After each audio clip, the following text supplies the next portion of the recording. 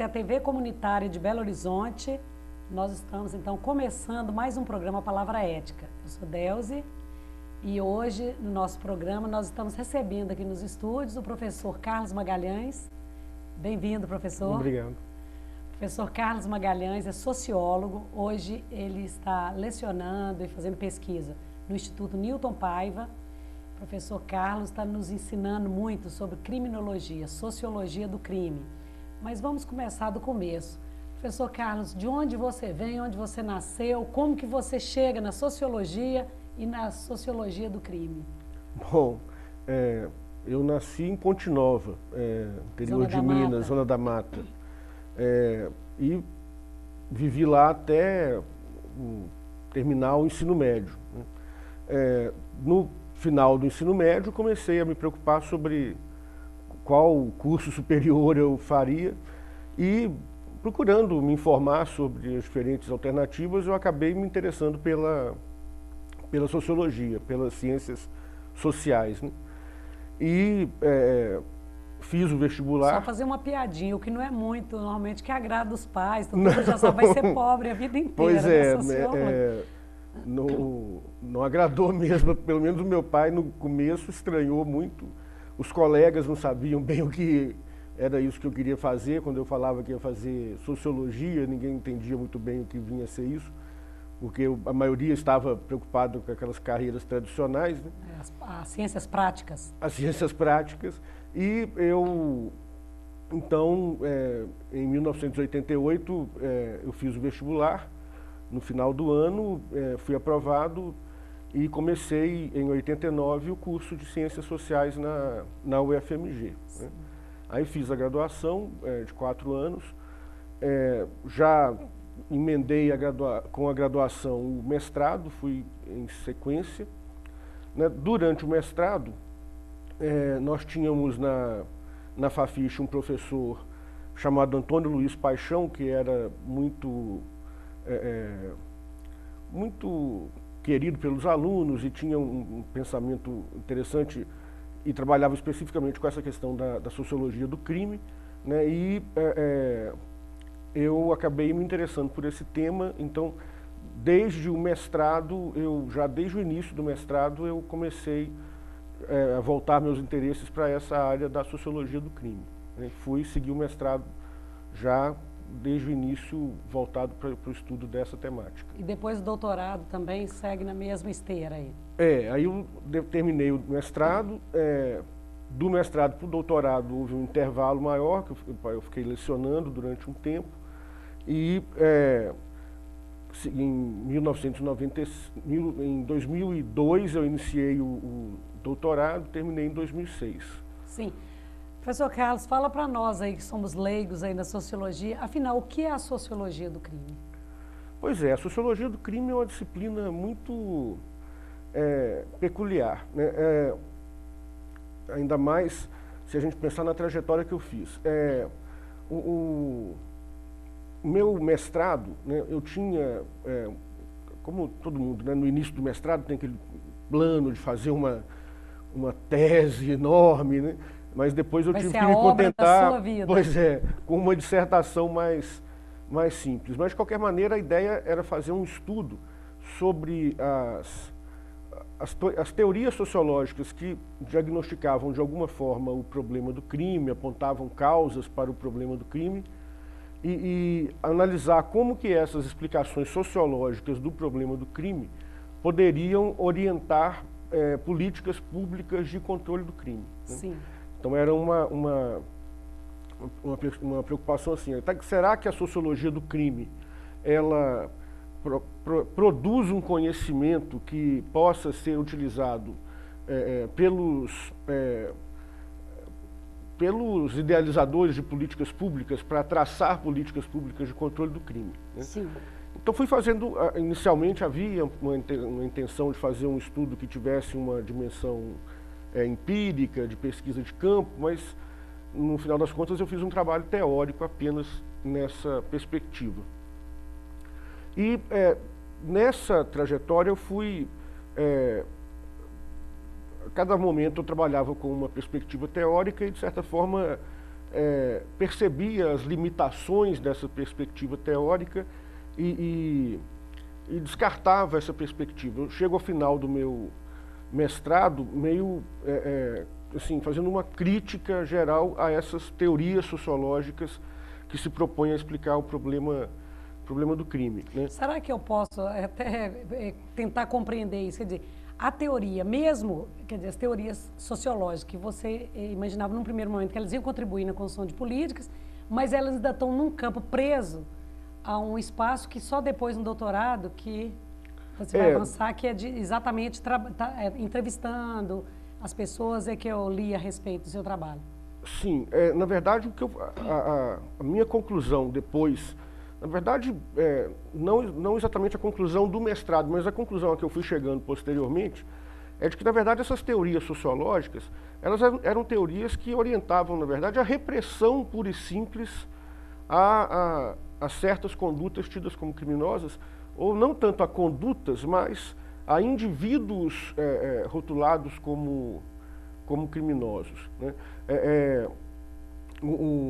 Boa parte das teorias sociológicas que abordam o problema do crime, elas, de uma forma ou de outra, elas seguem a linha da criminologia positivista.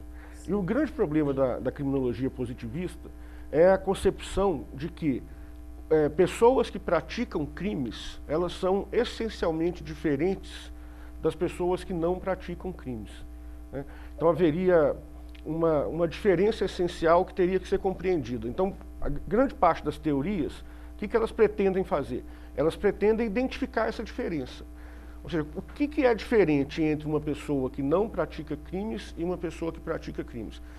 A suposição é de que, se eu entender essa diferenciação, então eu posso construir o controle do crime controlando aquela população específica a partir daquela diferença que ela apresenta, né? Só que, na prática, o que vai ser essa diferença, né? Essas pessoas, na prática, vão ser as pessoas pobres, vão ser as pessoas negras, vão ser as pessoas que não fazem parte de um padrão social tido como desejável e aceitável. Mas me fala que nem as teorias, então, têm essa percepção de que esse padrão de comportamento, ele é feito exatamente fora do espaço, quer dizer, do mundo que vivem essas pessoas, exatamente por isso elas são criminalizadas. E a criminalização, então, volta-se contra, como você disse, contra aquele indivíduo, mas sem... Que é portador daquelas características que estão fora do padrão. Que estão fora do padrão e que acabam sendo criminalizadas. Na verdade, há uma discussão, há um sociólogo chamado Philippe Robert, um francês, que tem um livro publicado no Brasil, chamado Sociologia do Crime, né, que é muito interessante porque ele vai apontar um problema na relação da sociologia do crime com o direito penal, né? E a sociologia, não só a criminologia de uma forma geral e a sociologia do crime também, tem um problema relacionado ao seu objeto de estudo, porque é um objeto de estudo mal construído, né, ou construído de forma negligente. Por quê? Porque quando eu digo que a sociologia do crime estuda o crime, né, eu tenho que perguntar o que é o crime. Né?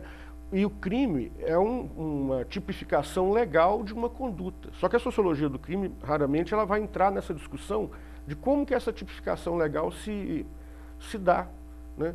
E a criminologia crítica, posteriormente, vai trabalhar isso, dizendo que você tem a criminalização primária, né, que é justamente essa criminalização que se dá na produção da lei penal e que estabelece que tais condutas são criminosas, né? E a sociologia, quando ela não entra nessa discussão, ela acaba simplesmente reproduzindo aquilo que o próprio direito penal faz, que é criminalizando certas pessoas porque são portadoras de certas características. Sim. Professor, sabe o que eu penso? Nós que somos um pouco iniciados aí na criminologia, até participando de alguns encontros do grupo de amigos e familiares de pessoas em restrição de liberdade, nós começamos a ficar um pouco incomodados com o discurso e com o senso comum. Qual é o papel da polícia e da penitenciária neste sistema, então, que criminaliza o indivíduo e não se volta efetivamente para um estudo do crime como um fenômeno social mesmo. O papel, na prática, é de confirmação do que a gente poderia chamar de criminalização da marginalidade social, né? Na verdade, há um processo de criminalização daquelas pessoas e daquelas condutas que se encontram à margem da sociedade.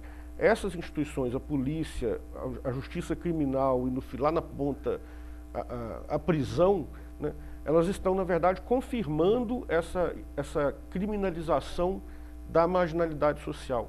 E isso é grave, por quê? Porque muitas vezes o indivíduo, simplesmente porque ele está à margem da sociedade, ele é criminalizado por causa disso, né? Então, ele fazendo qualquer coisa que ele venha fazer, ele já, de antemão, ele é considerado um criminoso em potencial, simplesmente por estar à margem dessa sociedade dominante que controla essas definições do que é crime e do que não é crime. Sim, ele já está num lugar que já é quase esperado que ele tenha conduta criminosa. Sim, e muitas condutas que ele vem a praticar e que não necessariamente poderiam ser classificadas como criminosas, acabam sendo classificadas como criminosas por causa do perfil marginal dele, né? Marginal nesse sentido de estar à margem da sociedade afluente, digamos assim, né? Então, qualquer coisa que ele venha a fazer já é enxergada por aquele filtro ali de que ele é um marginal. Tem um autor que dá um exemplo que é o seguinte: um indivíduo que esteve preso, por exemplo, saiu da prisão e tem o propósito de se modificar, de não voltar a praticar crimes, e ele então consegue um emprego e acorda cedo e vai para o ponto de ônibus para pegar o ônibus para ir trabalhar, né? É possível que alguém olhe para ele e diga assim: não, essa pessoa aí acordando cedo no ponto de ônibus uma hora dessa, boa coisa ela não está planejando, né? Porque você já tem aquele filtro de que aquela pessoa ela é criminosa. Então, tudo que ela venha fazer, de alguma forma ou de outra, está ligada à possibilidade dela vir a praticar um crime. Sim. Nós estamos aqui hoje no programa Palavra Ética, então, conversando com o professor Carlos Magalhães. O professor Carlos trabalha hoje no Instituto Newton Paiva e é mestre e doutor em Sociologia do Crime. Essas reflexões do professor Carlos nos ajudam muito a compreender hoje o aumento absurdo do número de pessoas em restrição de liberdade, tanto os que estão presos quanto aqueles que estão esperando uma vaga, e também toda a política no Brasil que trata, né, as pessoas à margem como criminosos. Nós vamos fazer um pequeno intervalo e voltamos daqui a pouco com o segundo bloco do nosso programa.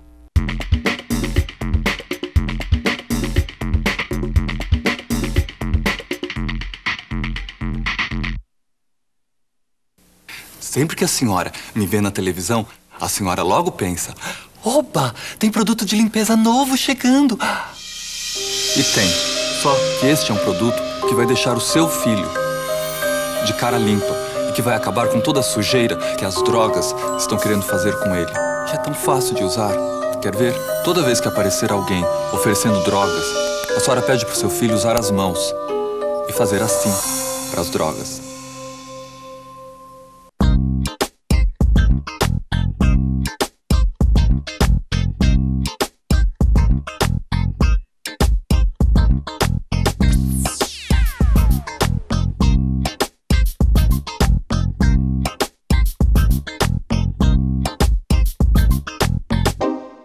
Socorro, não estou sentindo nada. Não vai dar mais pra chorar, nem pra rir.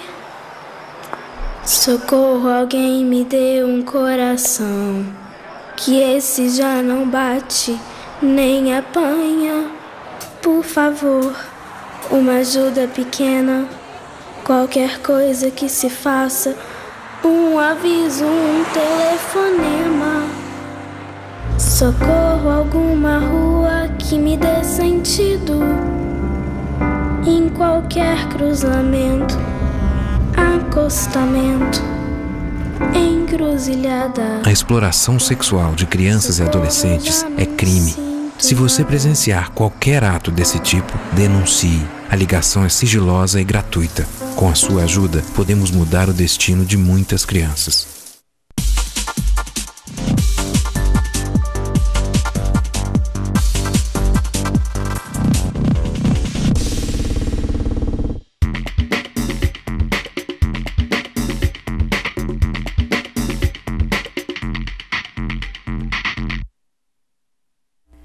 estamos aqui voltando no segundo bloco do nosso programa Palavra Ética de hoje.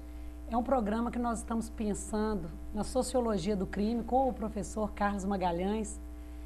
Muitas vezes, né, professor, o senso comum, as pessoas que nós conversamos, quando falamos do absurdo que estão as prisões no Brasil, essa solução para todas as nossas mazelas é sempre vista a prisão, e as pessoas não conseguem muito compreender de que forma é um discurso que não serve para nós, muito pelo contrário, nós perpetuamos, é uma injustiça e estamos fazendo vingança, né? Sim.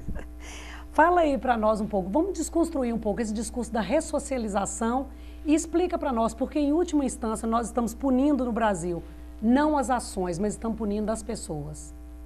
Sim, sobre prisão eu sempre falo com as pessoas assim, que eu gostaria de que ficasse bem claro que prisão tem que ser visto como parte do problema e não como parte da solução. Sim. Né? Tem um criminólogo norueguês chamado Nils Christie, que eu gosto muito do trabalho dele, e ele tem uma expressão que eu acho interessante, que ele diz assim, que o maior problema do crime na sociedade hoje não é o próprio crime em si, mas é a forma como nós combatemos o crime. Porque da forma como nós combatemos o crime, nós estamos criando uma sociedade cada vez mais repressora, cada vez mais controladora, né? E as pessoas, acho que muito em função do medo que elas sentem, porque os meios de comunicação acabam estimulando muito esse medo, elas acabam aceitando muito facilmente esse recrudescimento do controle sobre a vida delas e começam a achar que são naturais coisas que a gente devia estranhar, né? Então as pessoas vivem em torno de aparatos de segurança, vivem com medo o tempo todo de serem vítimas de um crime, quando na verdade, se a gente anda por aí, a gente vê que as coisas não são bem assim, mas a gente tem todo esse discurso o tempo todo dos meios de comunicação estimulando o medo, né? E aí, na hora que as pessoas têm medo, elas aceitam que a própria vida delas seja controlada de uma forma muito invasiva, muito severa, e vão pensar sobre aquele indivíduo que está lá na prisão, sobre ele elas não querem saber nada, quer dizer, o discurso já esse aí fez alguma coisa errada e, portanto, ele está pagando, né, por aquilo que ele fez, né, e ele merece pagar por isso, e acabou o interesse, quer dizer, as pessoas não querem saber das reais condições daquelas pessoas, o que elas fizeram. Antes de você falar sobre ressocialização, eu gostaria que você pensasse assim conosco que muitas vezes a própria pessoa que está sendo vítima de um sistema que é perverso, que é excludente, ele incorpora muitas vezes esse discurso que não é o dele, quer dizer, sim, eu sou marginal, eu fiz alguma coisa errada. Sim, observei muito isso na minha pesquisa de doutorado, nas entrevistas que eu fiz. Eu entrevistei, na pesquisa de doutorado, eu entrevistei 55 homens presos, né, pela prática dos mais diversos tipos de crime, e a maior parte das falas deles eram falas que mostravam que eles estavam incorporando essa rotulação social que lhes era aplicada, né, de que são criminosos, de que não há outra possibilidade de se comportarem sem ser, do ponto de vista do envolvimento com o crime, né.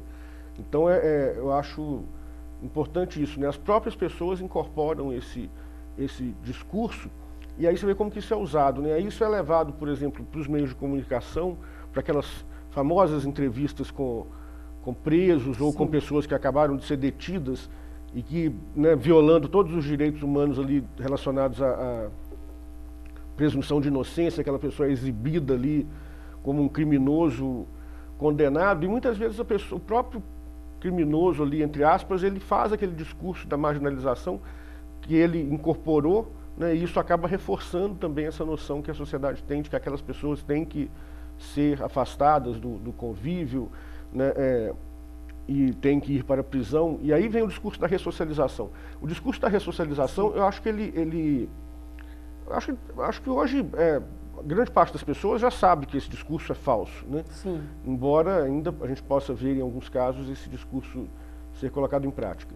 Mas eu tenho um exemplo prático, assim, uma vez numa pesquisa que eu estava fazendo com familiares de pessoas que tinham algum integrante da família preso, né? Eu entrevistei uma mulher, ela tinha 2 filhos, com um pouco mais de 18 anos presos. Os 2 presos por tráfico de drogas. E essa mulher disse o seguinte, que os filhos dela, desde cedo, se envolveram com a venda de drogas, porque no local onde moravam, essa era uma alternativa ali de um ganho, né, financeiro, e eles precisavam desse recurso. Se envolveram com isso. Ela, preocupada com o fato de os filhos estarem envolvidos com a venda de drogas, ela procurou por ajuda, foi a diversos órgãos do Estado procurando por alguma ajuda, não encontrou ajuda em lugar algum, e assim que os filhos completaram 18 anos, eles foram presos como traficantes de drogas, né? Supostamente para serem ressocializados. Uhum.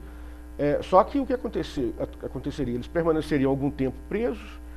Na verdade, as condições do encarceramento, né, fariam com que essas pessoas até se tornassem mais insatisfeitas com a situação toda, né? E posteriormente seriam devolvidas para o mesmo lugar de onde vieram, onde, talvez até mais intensamente do que no início, a única alternativa que eles teriam seria retomar a prática do tráfico de drogas, por exemplo. Porque se antes eles já não tinham outra alternativa, depois de ter passado uma temporada na prisão, aí que não teriam mesmo outra alternativa de trabalho a não ser essas alternativas relacionadas à venda de substâncias ilícitas, que a sociedade insiste em criminalizar, né? E aí, como você disse, em vez de tratar o problema, né, que está presente na sociedade, que tem a ver com uma demanda por determinadas substâncias que provocam alterações psíquicas, né, e que não se restringe a esse tráfico de drogas ilícitas, mas é um problema muito mais abrangente na sociedade, é muito mais fácil eu tomar como alvo aquele indivíduo que é o vendedor de uma substância ilícita, tratá-lo como um criminoso perigosíssimo que tem que ficar atrás das grades, né? Quando na prática o problema é muito maior, quer dizer, existe um problema na sociedade relacionado ao consumo de certas substâncias que causam alterações psíquicas, e não vai ser individualizando esse problema, dizendo que o culpado por tudo é aquele sujeito lá na periferia, na favela, no morro, que vende alguma substância ilícita, que é o grande responsável pelo problema, e que colocá-lo na prisão vai resolver tudo, né? Então você tem o que eu acho importante da gente pensar é isso, assim, como que eu pego um problema social complexo e dou uma resposta a esse problema social, jogando toda a responsabilidade sobre um indivíduo que passa a ser tratado como o culpado principal de todas as mazelas que existem na sociedade. Sim, eu estou aqui como me coçando e tossindo, né, até para te fazer uma pergunta. Muitas vezes nos dizem também, o preso tem que trabalhar, é o trabalho que vai redimir essas pessoas. E eu também começo a ficar assim nervosa, mas como não é nossa área, às vezes, para desconstruir também esse discurso é absurdo, quer dizer, nós já sofremos uma absurda exploração pelo trabalho, mas não é um discurso muito corrente também, essa Sim. coisa do preso? Como que vocês, da sociologia do crime, pensam isso? Inclusive, a própria ideia de ressocialização passa muito por essa ideia que ele foi pro crime porque não trabalhou. E até a expressão laborterapia, né, como se parece mais um palavrão do que uma... Como diria o nosso amigo Virgílio, dá até medo, dá vontade de sair correndo. Pois é. E tem uma pesquisa do Vinícius Caldeira Brant, foi a pesquisa dele para concurso de professor titular da UFMG e foi publicada em livro, que se chama O Trabalho Encarcerado. E ele trabalhou justamente com essa questão do lugar do trabalho dentro da penitenciária, né? E um dos mitos que ele quebra nessa pesquisa é justamente essa ideia de que há uma separação, assim, o criminoso é alguém que, por definição, não trabalha, e o trabalhador é aquele que não pratica crimes. Isso tem a ver com aquilo que eu estava falando no início, né, de você criar essas diferenciações. O indivíduo que pratica crimes, ele é essencialmente diferente do indivíduo que não pratica crimes. E aí então, a criminologia é um ótimo instrumento exatamente para você controlar o proletariado, né? Dentro da expressão do Marx. Sim. E aí, mas o trabalho do Vinícius Caldeira Brant mostrou exatamente, primeiro que não... ele fez uma pesquisa quantitativa muito rigorosa na população carcerária do estado de São Paulo e concluiu que, entre os presos, grande parte deles eram trabalhadores que estavam trabalhando no momento em que foram presos, né? Então isso já por si só já quebra essa ideia de que basta ensinar uma profissão para que, né, ao ensinar uma profissão, eu transforme aquele indivíduo num indivíduo respeitador da lei. E como ele era criminoso, ele era desrespeitador da lei. Agora eu ensinei ele a ser trabalhador, ele deixa de desrespeitar a lei, né? E o problema também adicional é o seguinte, que o trabalho disponível na prisão, na maioria das vezes, é um trabalho que se encerra no contexto da prisão. Então ele também não ensina uma profissão que aquela pessoa possa vir a exercer depois. E acaba sendo uma sobreexploração mesmo, porque o indivíduo já está preso, e ele, além de preso, ele passa a ser mão de obra barata para determinadas atividades, que são normalmente desempenhadas por presos. Então ele não vai encontrar aquela atividade que ele fazia na penitenciária fora. Né? Ou então, se também se encontrar, é insuficiente para ele viver e cuidar da família. Carlos, o nosso tempo está terminando, nós temos mais um minutinho.